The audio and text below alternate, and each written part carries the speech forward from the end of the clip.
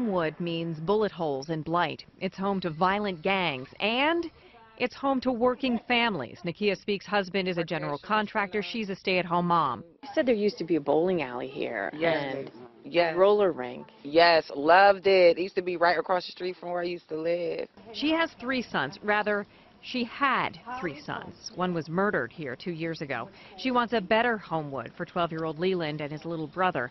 Nakia refuses to move away from Homewood. To me, I like it because I was born and raised here, you know, so it's part of me. It's familiar, and I have a lot of people here that I love and care about. She also refuses to believe her neighborhood can't improve. So does everyone in the new Homewood Community Development Collaborative. It's a group of organizations working together. Rashad Birdsong runs one of the spokes in that wheel. His Community Empowerment Association offers career training. They're cleaning up some of that blight. What we would like to do is to be able to train these young people to be able to rehab a house and be able to live in the house that they rehab and build. He is optimistic. You know, for the first time in a long time. The financial backing for this effort comes from a place that's only 16 miles away on the map, but a world away in every other sense. Upper St. Clair. A very common thing when I first showed up 5.5 years ago is, oh, you're a white guy. And then I heard this litany of white guys. You show up, you take over, you screw it up, and then you leave. And apparently there's been a history of that. Corporate executive Dan Paul retired with a healthy bank account and world-class problem-solving skills. He brings both, along with his Christian faith, to Homewood. And that's just getting to know your neighbor. Westminster Presbyterian Church, which is my church, and others in the Pittsburgh Presbytery are raising $12 million. It's a bank of seed money to grow change for this block and this one to look more like this. Building United of Southwestern PA has already transformed this Homewood street. It's local clergy who invested their own money after they say Homewood was forgotten by local developers. That feels like discrimination to some.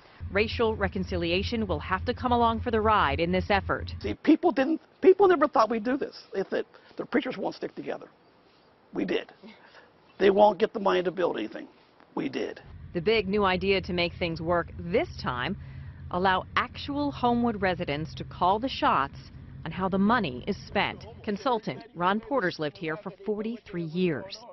And work here have input in how that money is used. It's no different than people in Fox Chapel. People in Fox Chapel don't want people from Homewood telling them how to raise their children, how to spend money, how to operate their businesses. City Councilman Ricky Burgess's plan to combat crime here cannot be separated from the plan to build new housing and businesses, like maybe a new roller rink right here, a bowling alley over there. The trick is to do all the things at the same time, to have better jobs, better housing, better stores, better opportunities, better schools, better safety, everything at the same time. So Nakia Speaks can raise her family with the same peace with which you raise yours. What do you say to the people who do commit violence here? What do you want to say to them? Your time is limited. One thing Homewood has in its corner this time around, all the politicians, local, state, and federal, seem to be aligned. All of them envision a time when you consider coming to Homewood to check out a hot new restaurant, and young professionals think about buying their first home here.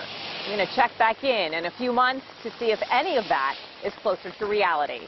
I'm Shannon Perrine, Pittsburgh's Action News 4.